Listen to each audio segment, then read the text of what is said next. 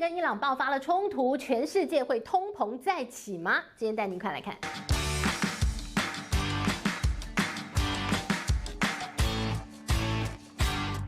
大家好，我是志玉，今天想跟大家来聊聊中东要爆发战争了吗？现在我们看到了这以色列针对伊朗的攻击，到底最新状况是如何，又会怎么样影响到金融秩序呢？好，我们首先来看看这个以色列突然间就在2025年的6月13号，针对伊朗的核子设施发动了空袭，而且这次空袭不仅仅呢是炸毁了好几个他们正在这个研发核子武器的一个主要设施之外，还针对了非常多伊朗呢他们的高层的军事将领，发生了直接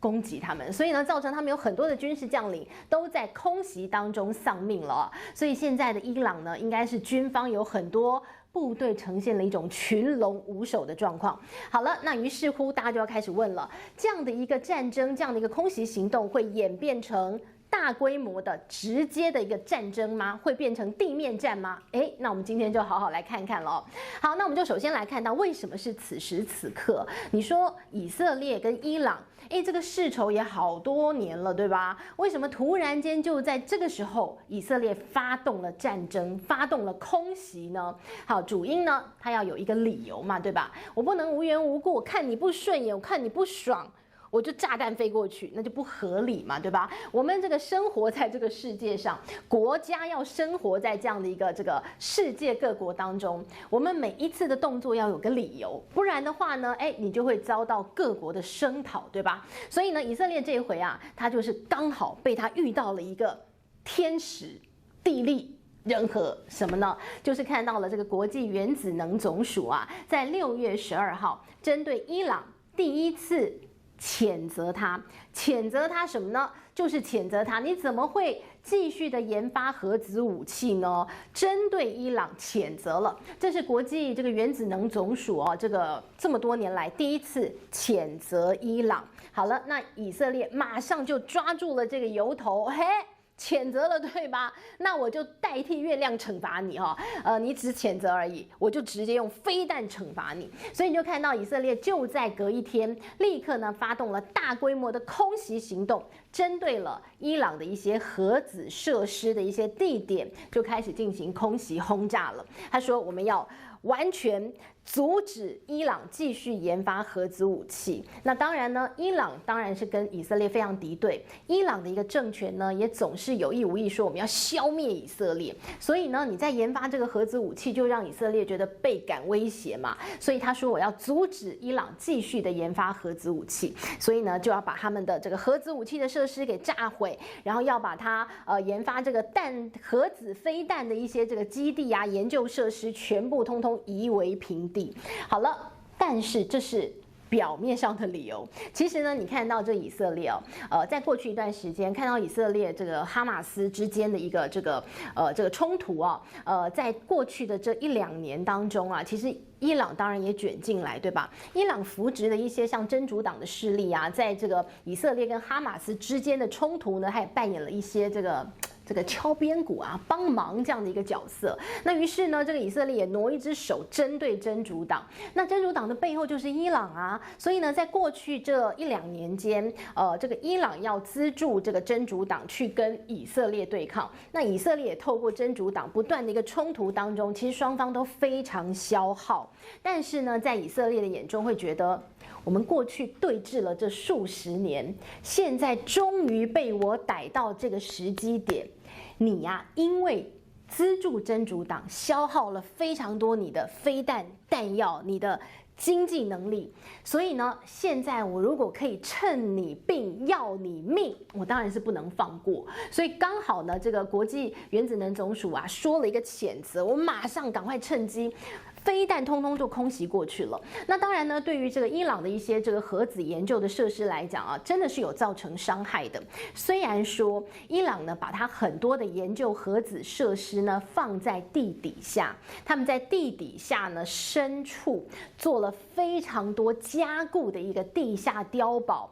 研究这些核子的武器的，然后呢这个分离这个铀啊这些物质的，全部都在地底最深处。所以呢，你说表面上当然还是有一些研究机构，有一些建筑物啊，但是呢，现在这个以色列啊，这个摧毁了一大部分。据说呢，大约有1/3的一些研究单位，或者是一些这个研发核武的一些设施、一些建筑物，都被以色列给轰炸了1/3。但是最重要的那个核心。地底下现在呢还是好好的在那里，所以呢，这个以色列现在啊就不断的跟美国抛媚眼啊，你要不要帮我一下？因为呢，其实以色列啊，非常需要这个美国，他们有这个所谓的钻地弹啊，可以直接打到地底最深处的，那才有办法可以彻底的让伊朗在研发核子武器的这种最重要。最核心的一些设施呢，可以完全被摧毁，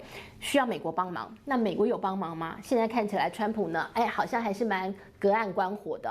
哦。但是你说他有没有默许？那肯定是有的嘛，对吧？好，那我们就继续来看哦。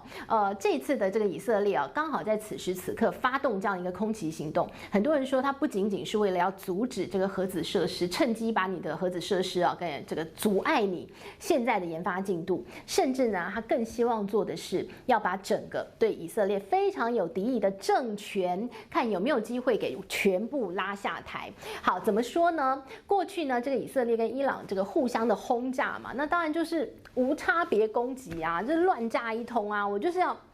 让你的这个平民非常的心生恐惧啊，我就是把你们整个国家都视为我的敌人，不是吗？但这一次不一样，以色列这一次啊，他轰炸伊朗啊，特别就是锁定了军事将领、军事基地，锁定了刚提到的核子研究的设施，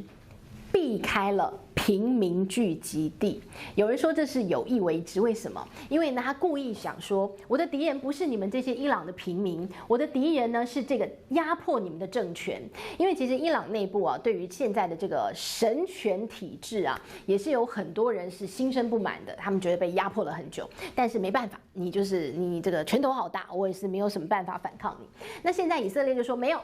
我现在来了，我就是正义的使者，对不对？我帮这个伊朗的人民扫平了你们通往自由的道路，然后呢，你们也可以趁机推翻这个你们觉得压迫你们的神权体制，推翻你们现在的政府。好，那于是呢，这个以色列这回啊，特别避开了这些平民居住地，他就专门去炸那些军事设施，然后呢，他也斩首了，暗杀掉了好多个他们的军事将领，不是吗？那就是故意啊，想要这个让这个伊朗内部啊，这个政权有一点点摇摆，有一点点看有没有机会被拉下来。那有没有可能呢？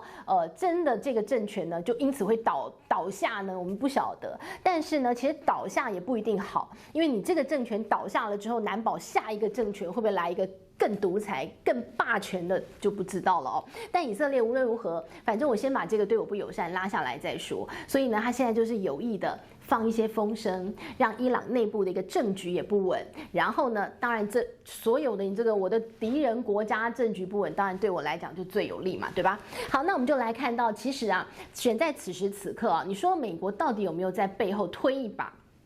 美国其实正在跟伊朗谈核子协议，都已经谈到第6轮了。结果以色列突然间的就给你空袭来了，然后大家就觉得说，你们两个是串通好还是怎么样？还是美国真的不知道？但反正呢，这个伊朗就觉得你们一定是你们中间有串通，所以呢，伊朗就说我就不要再继续跟你谈什么第6轮的核子谈判，我就不跟你谈了啦。那川普怎么说呢？川普说，哎呀，你还是最好跟我谈好不好？因为呢，这个以色列如果下一波的轰炸的话，哦，那就比这一次的更严重了。所以你要不要慎重考虑，赶快跟我谈？川普是这样讲的哦，川普说你赶快跟我谈出一个协议，那不就没事了吗？啊，你跟我谈好说，你就再也不要发展核武啊，那一切就没事了呀。以色列不是说他就是不要你发展核武吗？那你就不要发展它，你赶快跟我签协议，签订了，嘿，我就帮你搞定以色列，叫他别再打你了。好，那当然这是川普的说法了哈，那真的是怎么样，我们就真的不知道嘛，对吧？因为呢，川普最新的说法还这样讲，他说啊，哎呀，这个中东的情势是有点紧张啊，这个以色列跟伊朗的问题，哎呀，我也是伤脑筋。但是呢，他说啊，有时候呢，还是要让他们一决高下一下哈，然后再怎么样的演变，我们再来看怎么样帮忙。就觉得这是一个美国总统该讲的话嘛，让这两个国家一决高下。感觉好像隔岸观虎斗那种感觉，对吧？好，那所以呢，你就看到现在各国啊，这个美国好像有一点看好戏的感觉。然后呢，很多国家像是欧盟啊，或者是其他像土耳其这些国家，就说哦，你们双方克制一下，理性一下，好不好？不要这样吵架啊。那反倒是中国啊，中国算是这一次谴责以色列哦，然后呢，谴责的一个这个声量跟力道都还蛮强硬的哦。我们来看中国怎么说啊？中国他态度非常的坚定的，直接讲说以色列是侵犯了伊朗的主权，然后他说呢，不能够容许这种去这个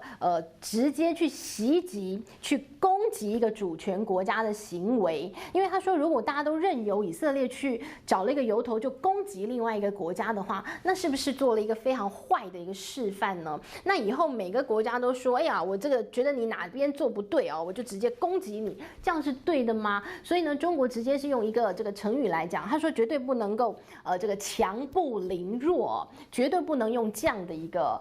放任的一个方式来看待这一次以色列去攻击了伊朗。那当然呢，这次看到中国态度是比较站在伊朗这一方哦，他就觉得说你不能够无缘无故去攻击另外一个主权国家。那反倒是你看到这个美国，怎么好像有一点说，你们就一决高下好了哈。所以呢，也有一种这个说法认为这次呢，中国用这样的一个态度呢，是比较站在一个大国，然后呢，希望国际和平这样的一个角度，反倒呢是这个凸显出了这个美国好像在看到了这个世界上的一个国家与国家之间的争端，反倒好像有一点不关我的事那种感觉了。好，不过呢，我们就要讲回来，今天要跟大家聊的重点